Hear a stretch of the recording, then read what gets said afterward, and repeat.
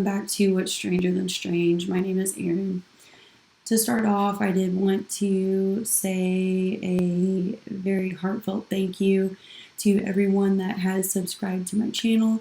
I really do appreciate all of the support.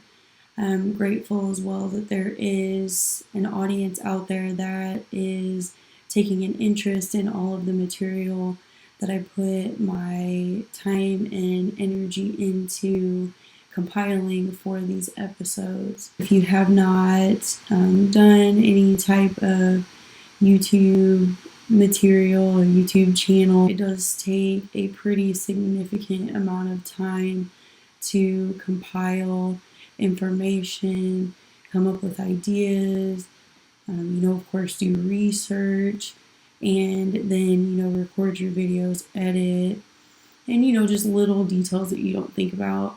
And again, I'm super, super grateful to everybody that has taken into account all of the effort that I've put into my videos. The episode today is going to be another cryptid episode, but the cryptid that we are talking about today is one that is a special type of cryptid. The story that we'll be covering today is the story of the Kandahar Giant.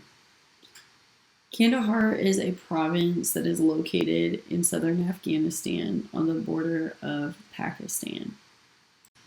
For those of you that are not familiar with the Kandahar Giant, this particular cryptid is one that has been seen by military personnel that were stationed in Afghanistan.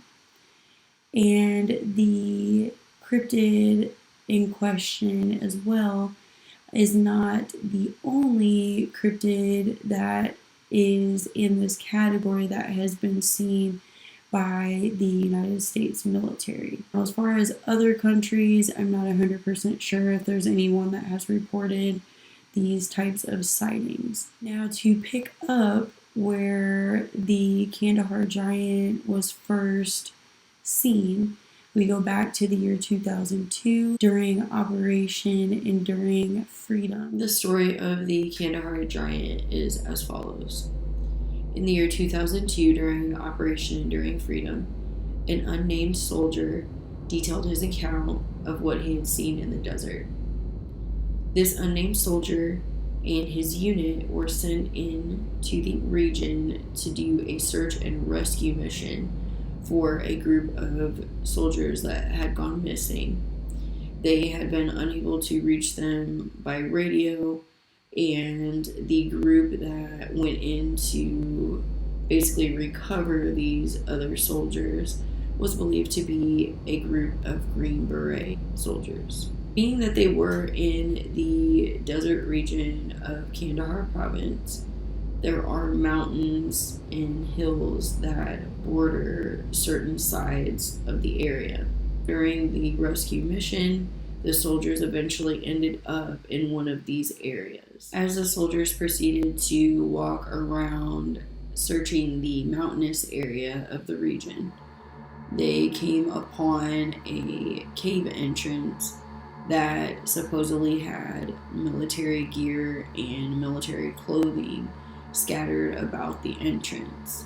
When they attempted to survey the area and look through the items that were left around, one of the soldiers was struck with a spear and killed instantly. And when they realized what had actually killed the soldier, they were astonished by what they had seen. They saw a man that was described as a giant with red hair and standing anywhere between 13 to 15 feet tall. He also was said to have a very foul smell. He was said to have smelled like dead bodies, was the way that I had seen. Some sources point to the smell. They also said that he had 6 fingers on each hand, and he also had 2 rows of teeth. There was also some that say he was wearing like moccasin style type shoes. Once the other members in the unit see this other soldier being killed by this giant thing that just ran out of a cave totally unprovoked, they end up taking it down with their weapons, and they said that the only way that they were able to stop it was 30 seconds of sustained gunfire. As previously stated, the soldiers take care of business, and then once the thing fell, they ended up taking it and loading it onto a helicopter. Once the helicopter comes to pick up the remains of this giant, then it ends up being transported from the helicopter to a, I guess, transport plane is the way that they described it. And once it is picked up and taken away, the body of this giant has never been seen again. The thing that was a little suspicious is that one article that I read said that anybody that was involved in this process, whether it was witnesses, whether it was someone that worked in transporting this giant being, were all instructed to sign non-disclosure agreements saying that they would not talk about the things that they saw. And there is a investigative website, from what I'm gathering, called Snopes, that did an investigation into the Kandahar Giant story. And when they supposedly made phone calls to the Department of Defense, I have heard also they spoke with the Pentagon, things like that. Everyone that was in a position in government that they spoke with claimed that they had no evidence of anything like this occurring. To me, though, I just find it kind of funny that these former service members are coming forward saying that they were present when this incident went down, and other people that were involved in the transport of the body supposedly, were not allowed to talk about it as well. But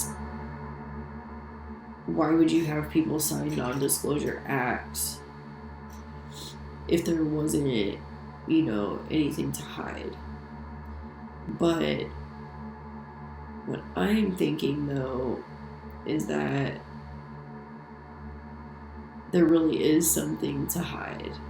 I feel like it really could be something that happened.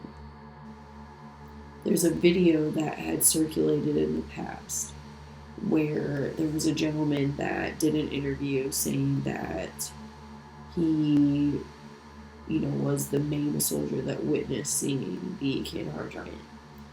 There was also a gentleman in the video, I do recall, saying that he helped in transporting the body. And he said that he saw how big the giant actually was. And he gave a very good explanation of what he saw. But he said that he was, also not supposed to talk about it. The non-disclosure acts basically hushed everyone that was involved with this story. On one of my sources that I will link below, There is another set of stories that just proves that this is not the only encounter that someone in the military has had with these giant beings. There was a couple of stories that referenced service members that were in different branches, one being the Air Force, saying that both of these individuals were using something that was kind of like a heat signature device. One was using a scope and looking out into an area in front of them, and they saw something that showed up as a black heat signature at night. There was another one that picked up a heat signature. The trees in the area were at least 10 to 12 feet tall. And they said at first when this thing was sitting down, they thought that it was just a group of people huddled together. But once they went to stand up and this thing is like towering over the trees, that was when they realized that something really strange was going on and they were seeing something that was totally abnormal. The common thing that I've seen is that a lot of these individuals are picking up heat signatures more so like in the evening and nighttime. So it kind of makes me wonder if that could also be a reason that you don't hear about the giant stories that much. Because it could be that people are living side by side with them there and they have no idea. They just don't ever see them because they're not out during the day. That's just a theory that I have. To move on to the last part here, we are going to cover what makes these particular giants so special. So we're about to get in here again. I'm just going to show you something. So if we go back looking at the book of Genesis, for those that know the text, you know where I'm about to go with this. Okay, so most people know the story of David and Goliath. So what do you normally know Goliath as? A giant. Well, the Bible talks about giant beings that roam the earth. When you go to Genesis 6, well, that section is basically talking about the corruption of mankind. So 6 says, "Now it happened when men began to multiply on the face of the land, and daughters were born to them, that the sons of God saw that the daughters of men were beautiful and desirable, and they took wives for themselves, whomever they chose and desired." So ultimately, what ended up happening is God gets upset. He says, "My spirit shall not strive and remain with man forever, because he is indeed flesh. Nevertheless, his days shall yet be 120 years." It goes on to say that there were Nephilim, so men of stature and notorious men on the earth in those days. And also afterward, when the sons of God lived with daughters of men, they gave birth to their children.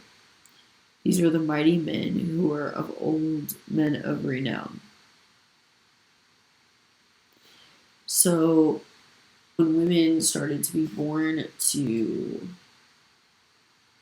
their parents, there were angels that were in heaven that fell in love with the women, with the human women. They came down to be with the human women.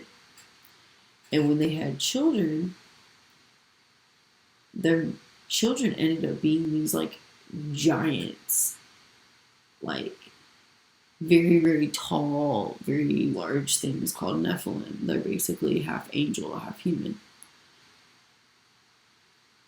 This ultimately ends up making God so angry. He ends up wiping everything from the earth, which leads into the Great Flood. The Nephilim, if they were roaming the ground, would have been wiped out, in my opinion, by the flood. That was kind of part of the purpose of it. Like, it probably actually was the purpose of it. And it makes sense, though, that if this really is something that's considered like a Nephilim, that maybe there were some that hid in caves to hide from the flood. But then on the flip side, it also makes you go, I don't really know if I should say that they were able to hide, because then that's kind of like saying, like, God didn't wipe them all out. So it's kind of like, I just want to say it was a possibility that they could have hidden, but I also don't want to be like, well, God didn't get them all. You know where I'm coming from? Nephilim basically stems from that. So I have a feeling that these giants that people are seeing that are coming from caves could potentially be Nephilim. And that is also a conclusion that some writers had come to, relating to the Kandahar Giant's encounter. It's not uncommon, from what I've read, in Kandahar or Kunar region, for there to be certain individuals that are just very tall. They're just naturally very tall. And to someone of average height, it can be a little disturbing. Overall, I would just say that I would like everybody to strike up a discussion about, like, what you think. Do you think that the Kandahar Giant is real? Do you think it's fake? If you do think it's real, do you feel like it's just a very, very tall person? Like, there's just naturally very tall people there, and that's what these veterans keep singing? Or do you think that we have a Nephilim on our hands? Some other type of unexplained creature? Let me know. Now, the special category that this type of creature falls under, because of biblical text, is a biblical cryptid. And you will see that as well in the documents that I will link below in the description. But I just thought that this was a pretty neat story. I really hope that everybody enjoyed the story today. Again, please do not forget to like, comment, subscribe, and please do not forget to hit the notification bell. Please be sure to send me your stories if there's anything you would like me to read online. And until we meet again, everybody take care.